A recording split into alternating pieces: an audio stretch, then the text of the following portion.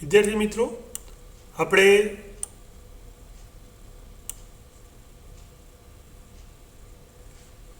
વસ્તીની ત્રીજી આંતરક્રિયા જે છે પરોપજીવનની વાત કરીએ. પેરાસાઇટિઝમ એટલે શું? પરોપજીવન એ એક તરફી સંબંધની બાબત છે. પરોપજીવન નામની આંતરક્રિયાની અંદર ભાગ લેતા જે બે સજીવો જે છે એમાં જે સહભાગી લાભ મેળવે એને પરોપજીવી કહેવાય. જ્યારે બીજો સહભાગી કે જે યજમાન છે કે જેને કોઈ લાભ થતો નથી પણ એને નુકસાન થાય. તો અહીંયા આગળ આ પ્રકારની વસ્તીની આંતરક્રિયા જે છે પરોપજીવન કે જેમાં એક જાતિને લાભ કરતા છે જ્યારે બીજી જાતિ કે જે યજમાન છે એને નુકસાન કરતા. તો આવા પ્રકારની જે આંતરક્રિયા જે છે કે જેમાં વિવિધ પ્રકારના પરોપજીવીઓ આપણને વનસ્પતિ અને પ્રાણીઓની અંદર જોવા મળતા હોય છે. આ એક જીવનનો એવો પરોપજીવી પ્રકાર છે અથવા રીત છે કે જેમાં રહેવાની અને ખાવાની બિન ખર્ચાળ વ્યવસ્થાની ખાતરી આપે છે. છતાં પણ એ આશ્ચર્યની વાત નથી કે પરોપજીવન એ વનસ્પતિઓથી લઈને ઉચ્ચ કક્ષાના બધા જ વર્ગીકરણીય સમૂહોમાં વિકસિત થયેલું જોવા મળે છે. એટલે વનસ્પતિઓ પ્રાણીઓ બધાની અંદર આપણને આવા પ્રકારનું પરોપજીવન બધામાં ને પણ કેટલાકમાં આપણને જોવા મળતું હોય. ઘણા પરોપજીવી એવા છે કે જે વિશિષ્ટ યજમાનની જાતિ પ્રમાણે વિકસિત થયા છે. કેટલાક પરોપજીવી એવા છે કે ચોક્કસ પ્રકારના યજમાન હોય તો જ એ પરોપજીવી તરીકે જીવન ગુજારી શકે, એટલે એ પ્રકારે સાથે જ વિકસિત થયેલા હોય. એટલે આવા વિશિષ્ટ યજમાનો જે છે એને પરોપજીવી કે જે યજમાનની ફક્ત એક જ જાતિ ઉપર પરોપજીવન ગુજારતા હોય. તો આ પ્રકારે યજમાન અને પરોપજીવી બંને સાથે જ વિકસિત થાય છે, બંને સાથે જ વિકાસ પામેલા છે. એટલે કે જો યજમાન એ પરોપજીવીનો અસ્વીકાર કરવા અથવા તો પ્રતિકાર કરવા માટેની કોઈ ખાસ ક્રિયાવિધિ અથવા ટેકનિક અથવા તો અનુકૂલન જો એ વિકસિત કરે તો એક જ યજમાન જાતિની સાથે સફળ થવા માટે પરોપજીવીએ તેની એટલે કે યજમાનની ક્રિયાવિધિને નિષ્ફળ તથા બિન અસરકારક કરવા માટેની ક્રિયાવિધિ યજમાન દ્વારા વિકસાવવી પડશે અથવા તો એ વિકસાવે છે. એટલે જો યજમાન કોઈ આવી ક્રિયાવિધિ કે જે પરોપજીવીને નિષ્ફળ અથવા તો બિન અસરકારક કરવા માટેની જો એને વિકસાવી હશે તો સાથે સાથે પરોપજીવીએ પણ આવા ચોક્કસ પ્રકારના યજમાન સાથે આવી આંતરક્રિયા કરવા માટે એને પણ આવી ક્રિયાવિધિ જે છે એને વિકસાવવી પડશે. એની જે જીવનશૈલી છે એને અનુરૂપ પરોપજીવીએ વિશિષ્ટ અનુકૂલનો વિકસિત કર્યા છે અથવા તો એને કરવા પડે છે. દાખલા તરીકે જરૂર ન હોય તેવા સંવેદી અંગો પરોપજીવી દ્વારા ગુમાવી દેવા અથવા તો યજમાનની સાથે ચોંટી રહેવા માટે ગુંદરીય અંગો ઉત્પન્ન કરવા અથવા તો ચૂસકો ઉત્પન્ન કરવા. તો આ બધા પરોપજીવી દ્વારા વિકસિત કરવામાં આવેલા વિવિધ પ્રકારની ક્રિયાવિધિ છે, અનુકૂલનો છે. ઘણાની અંદર આપણને પાચન તંત્રનો લોપ જોવા મળે, ઉચ્ચ પ્રજનન ક્ષમતા જે છે એની અંદર જોવા મળે. તો આવા જુદા જુદા પ્રકારની ક્રિયાવિધિઓ જે છે એ પરોપજીવી દ્વારા પણ વિકસાવવી પડતી હોય છે, તો જ એ ચોક્કસ પ્રકારના યજમાન સાથે ટકી શકે. પરોપજીવીનું જે જીવનચક્ર જે છે ઘણી વખત જટિલ હોય છે, જેમાં એને એક અથવા તો બે મધ્યસ્થ યજમાન જે છે અથવા તો વાહકો જે છે એ સામેલ હોય અથવા તો જરૂર પડે અથવા સંકળાયેલા. અને આ માટે એના પ્રાથમિક યજમાનના પરોપજીવીપણાને સુલભ અથવા તો સાનુકૂળ એ બનાવી શકે છે. દાખલા તરીકે માનવ યકૃત કૃમિ ટ્રિમેટોડ એક પ્રકારનું પરોપજીવી છે.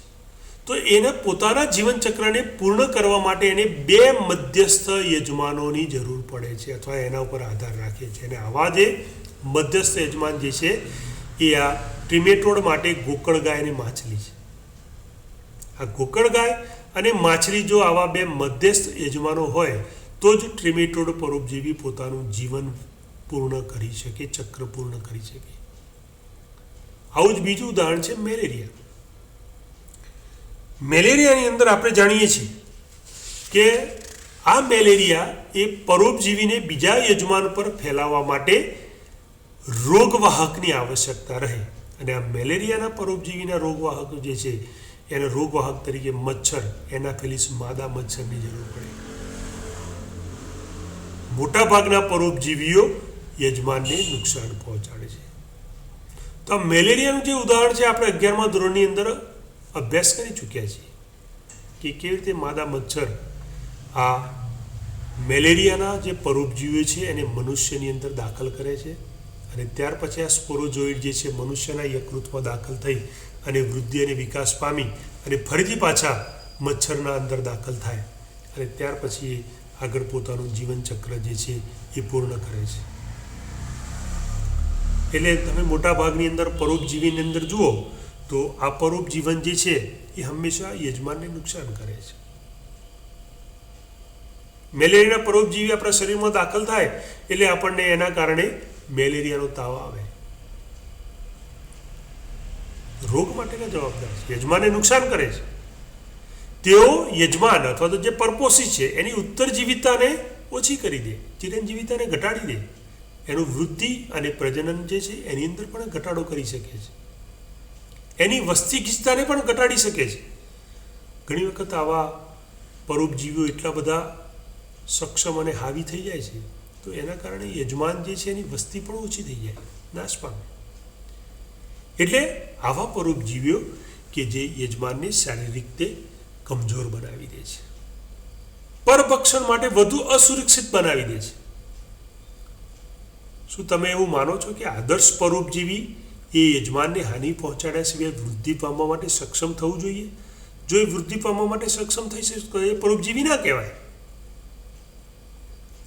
તો આવા સંજોગોમાં પ્રાકૃતિક પસંદગી એ સંપૂર્ણ રીતે હાનિકારક પરોપજીવીઓનો વિકાસ માટે કોઈ પણ પ્રકારના પ્રયત્નો કરવામાં આવ્યા નથી, કારણ કે એનું જીવનચક્ર જે છે અન્ય યજમાન વગર શક્ય નથી હોતું.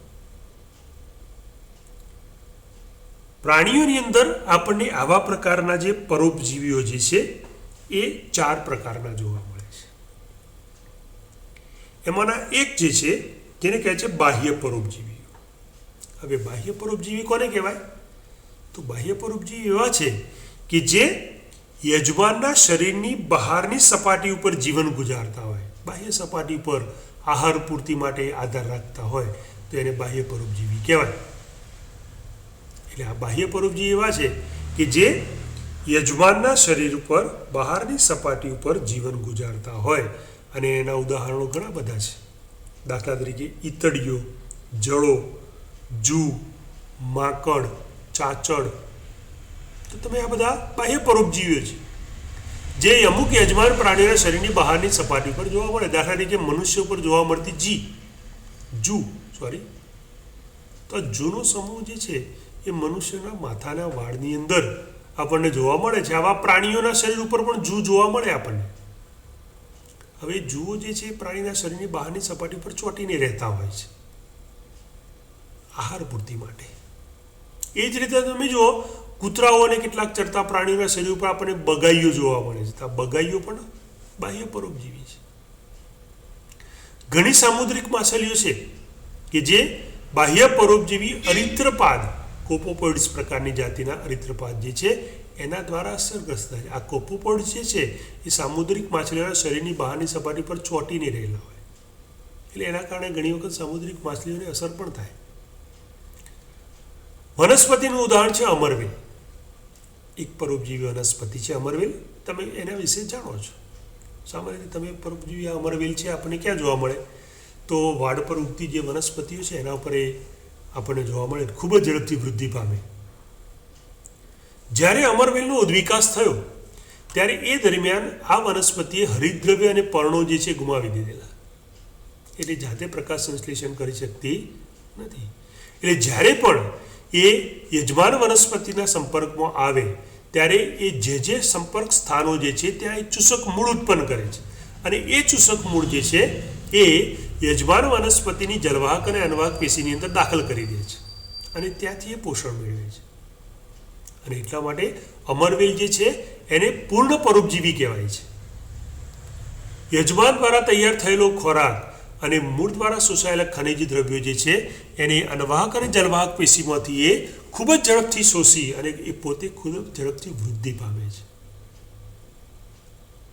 થોડા સમય પછી એવું બને કે આ અમરવેલ જે છે એ યજમાન વનસ્પતિનો સંપૂર્ણ નાશ કરી નાખે છે. એટલા માટે અમરવેલ પૂર્ણ પરોપજીવી કહેવાય છે, કસ્કુટા. તો આ વનસ્પતિનું ઉદાહરણ છે. માદા મચ્છર તમને ખબર છે, માદા મચ્છર પોતે પરોપજીવી જ નથી, એને માનવામાં આવતો નથી. તેમ છતાં માદા મચ્છરને પ્રજનન કરવા માટે આપણા લોહીની જરૂર પડે છે. શા માટે? આ પણ આપણે 11મા ધોરણની અંદર અભ્યાસ કરી ચૂક્યા છીએ. એનાથી વિરુદ્ધ પ્રકારનું આપણે જોઈએ. બીજું ઉદાહરણ છે અંતઃપરોપજીવી.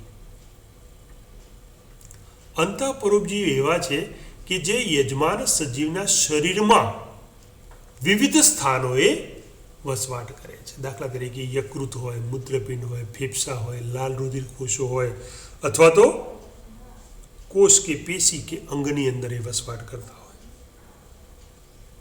અને એના ઘણા બધા ઉદાહરણો છે. દાખલા તરીકે પ્લાઝ્મોડિયમ, કરમિયા, યકૃત કૃમિ, પટ્ટી કૃમિ, વાળો વગેરે, કે જે યજમાનના શરીરની અંદરની બાજુએ અંગોમાં અથવા તો પેશીની અંદર અથવા તો કોષોની અંદર અથવા તો સ્થાનો ઉપર એ વસવાટ કરતા હોય. અને એ અત્યંત વિશિષ્ટીકરણના કારણે આ અંતઃપરોપજીવીનું જીવનચક્ર જે ખૂબ જ જટિલ હોય છે, એમના બાહ્ય આકારકીય અને અંતઃરચનાકીય જે લક્ષણો જે છે એ અત્યાધિક સરળ છે. એટલે એમની પ્રજનન શક્તિ જે છે એ ખૂબ જ વધારે હોય, એટલે પ્રજનન શક્તિને બળ મળે. તો આ અંતઃપરોપજીવીનું ઉદાહરણ છે. એવું જ બીજું એક ઉદાહરણ છે પક્ષીઓની અંદર જોવા મળતું અંડપરોપજીવન. આ પરોપજીવનનું ખૂબ જ રસપ્રદ ઉદાહરણ છે, જેની અંદર તમે જોઈ શકો છો કે પરોપજીવી પક્ષી એટલે કે કાગડો કોયલ પોતાના ઈંડા એના યજમાનના માળામાં મૂકે છે. આ કોયલ અને કાગડાનું ઉદાહરણ છે અંડપરોપજીવીનું પક્ષીઓની અંદર.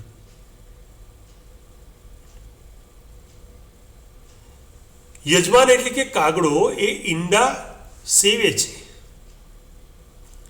આ કોયલ અને કાગડો ઉદ્વિકાસની પ્રક્રિયા દરમિયાન સાથે વિકસિત થયેલા છે. એટલે કોયલ જે છે ઉદ્વિકાસની પ્રક્રિયા દરમિયાન પોતાના ઈંડાઓના કદ અને રંગ જે છે એ યજમાન એટલે કે કાગડાના ઈંડા સાથે બિલકુલ મળતા આવે એવા વિકસિત કર્યા છે. એટલે યજમાનના ઈંડાની સાથે સાથે જ આ કોયલના ઈંડાઓ જે છે એ કાગડા દ્વારા વિકસિત થઈ જાય તો પણ યજમાન પક્ષી એટલે કાગડા દ્વારા આ વિજાતીય એટલે કે કોયલના ઈંડાને શોધી કાઢવાની અથવા તો એના માળામાંથી દૂર કરી દેવાની તક જે છે ખૂબ ઓછી થઈ જાય. કારણ કે કાગડો કોયલના ઈંડાને ઓળખી શકતો નથી. કોયલના ઈંડા આબેહૂબ કાગડાના ઈંડા જેવા જ કદ અને આકાર અથવા રંગના હોય છે. તમે પ્રજનન ઋતુ દરમિયાન આસપાસની અંદર બગીચાની અંદર અથવા તો વૃક્ષો ઉપર પ્રજનન ઋતુ તમે જુઓ કાગડા કોયલની અંદર વસંત ઋતુથી ગ્રીષ્મ ઋતુની અંદર આપણને જોવા મળે. ત્યારે આ ગતિવિધિઓ પર તમે કાગડા કોયલ ઉપર ધ્યાન રાખજો, એનું ઓબ્ઝર્વેશન કરજો, તો તમને અંદર અંડપરોપજીવનની ક્રિયા થતી જોવા મળશે. કાગડાનો જ્યાં માળો હોય ત્યાં કોયલ પ્રજનન ઋતુ દરમિયાન આ પોતાના ઈંડા મૂકવા માટે બહુ જ આટાફેરા કરતી હોય છે. જેવો કાગડો માળામાંથી દૂર થાય એટલે તરત જ કોયલ અંદર દાખલ થઈ જાય અને ઈંડા મૂકી દે. કાગડાએ 4 ઈંડા મૂક્યા હોય તો કોયલ એમાંથી 2 કે 3 ઈંડાને કાઢી માળામાંથી બહાર ફેંકી દે, પોતાના ઈંડા એની જગ્યાએ મૂકી દે. હવે કાગડું જ્યારે આવે ત્યારે ઈંડાને ઓળખી શકતો નથી. કાગડો એમ સમજે કે અમારા જ ઈંડા છે, એટલે એ પોતાના ઈંડાને સેવે છે. એની સાથે સાથે કોયલના ઈંડા પણ સેવાઈ જાય છે. કાગડાને ત્યારે ખબર પડે જ્યારે કોયલનું બચ્ચું અવાજ કરે, ગીત ગાય, ત્યારે એને ખબર પડે કે આ તો મારું બચ્ચું નથી. એટલામાં તો કોયલનું બચ્ચું પુખ્ત થઈ ચૂક્યું હોય છે. તો આ બાહ્ય અંડ પરોપજીવનનો પ્રકાર છે. પ્રાણીઓની અંદર ત્રીજો પ્રકારનું પરોપજીવન જોવા મળે છે, જેને કહે છે હંગામી પરોપજીવન. હંગામી પરોપજીવી પ્રાણીઓ એવા છે કે આ પ્રાણીઓ એના જીવનચક્રનો કોઈ એક તબક્કો પરોપજીવન તરીકે ગુજારે છે. થોડા સમય માટે પરોપજીવન તરીકે એનું જીવન ગુજારે એટલે એને હંગામી કહેવાય. દાખલા તરીકે ડિંભાવસ્થા. કેટલાક પ્રાણીઓ પોતાના ફલિતાંડ અથવા તો યુગ્મનજ જે છે એ યુગ્મનજના વિકાસની અંદર આ ડિંભાવસ્થા ધારણ કરતા જોવા મળે છે. ટૂંકા સમયની અવસ્થા હોય અને આ અવસ્થા દરમિયાન એને અન્ય યજમાનની જરૂર પડે, યજમાનનો ઉપયોગ કરે એટલે હંગામી પ્રકારનું પરોપજીવન કહેવાય. અને ચોથો પ્રકાર જે છે કાયમી પરોપજીવીઓ. કેટલાક પ્રકારના પ્રાણીઓની અંદર આપણને એવું પરોપજીવન જોવા મળે છે કે જે કાયમ યજમાન સાથે જોવા મળે. પોતાનું સમગ્ર જીવન જે છે એ યજમાનમાં પરોપજીવી તરીકે જીવન ગુજારતા હોય. આને કાયમી કહેવાય. દાખલા તરીકે કરમિયા, પટ્ટી કીડો વગેરે. કરમિયા, પટ્ટી કીડો વગેરે એવા છે કે જે સમગ્ર જીવન જે છે એ યજમાનના શરીરની અંદર ગુજારે છે એટલે એને કાયમી પરોપજીવી કહેવાય. તો પ્રાણીઓની અંદર આપણને આ બાહ્ય પરોપજીવી, અંતઃ પરોપજીવી, હંગામી પરોપજીવી અને કાયમી પરોપજીવીઓ પ્રકારના આવા જુદા જુદા આપણને પરોપજીવન જોવા મળે છે. વનસ્પતિની અંદર પણ ઘણા ઉદાહરણો છે વિદ્યાર્થી મિત્રો. વનસ્પતિની અંદર આપણે અમરબીલની વાત કરી, અપૂર્ણ સંપૂર્ણ પરોપજીવી. આવું જ વનસ્પતિનું બીજું ઉદાહરણ છે અપૂર્ણ પરોપજીવન વાંદો. વાંદો નામની વનસ્પતિ જે છે એ મોટા વૃક્ષો અથવા તો આંબા જેવા વૃક્ષો ઉપર પોતાનું જીવન ગુજારે છે. વાંદાની અંદર એક વિશેષતા એ છે, અમરવેલ અને વાંદામાં તફાવત શું છે? તો વાંદો જે છે એ યજમાનના જ્યાં સંપર્કમાં ચૂસક મૂળ ઉત્પન્ન કરીને ફક્ત યજમાનની જલવાહક પેશીમાંથી પાણી અને ખનિજ ક્ષારોનું શોષણ કરે છે. કારણ કે પોતે પર્ણો ધરાવે છે, લીલા પર્ણો ધરાવે છે, પ્રકાશ સંશ્લેષણ કરે છે, જાતે ખોરાક બનાવે છે. એટલે એને જમીન ઉપર ઉગવાની અક્ષમતા હોવાના કારણે આવા યજમાન વનસ્પતિ પર આધાર મેળવે છે અને યજમાનની જળવાહકમાંથી પાણી અને ખનિજ ક્ષારોનું શોષણ કરી અને પોતે પોતાની જાતે પ્રકાશ સંશ્લેષણની ક્રિયા કરી ખોરાક બને. એટલા માટે અપૂર્ણ પરોપજીવી કહેવાય. જ્યારે અમરવેલ જે છે પૂર્ણ પરોપજીવી છે. એ ખોરાક અને પાણી તથા ખનિજ ક્ષારોનું ખૂબ જ ઝડપથી શોષણ કરીને યજમાનનો નાશ કરે છે. જ્યારે વાંદો યજમાનને કોઈ પણ પ્રકારનું આવું મોટું નુકસાન કરતો નથી. અપૂર્ણ પરોપજીવી છે. તો આ વનસ્પતિનું ઉદાહરણ છે કે જે અમરવેલ અને વાંદાનું ઉદાહરણ છે. તો વિદ્યાર્થી મિત્રો, આ છે વસ્તીની અંદર જોવા મળતી એક આંતરક્રિયા જેને કહેવામાં આવે છે પરોપજીવન. પરોપજીવન પ્રકારમાં બે જાતિના સજીવો પૈકી એક જાતિને લાભ થાય છે, જ્યારે બીજી જાતિ એટલે કે જે યજમાન છે એને હંમેશા નુકસાન થાય છે. તો આવા પ્રકારની આંતરક્રિયા જે છે એ પણ આપણને વસ્તીની અંદર જોવા મળે છે, જેને કહેવાય છે પરોપજીવન.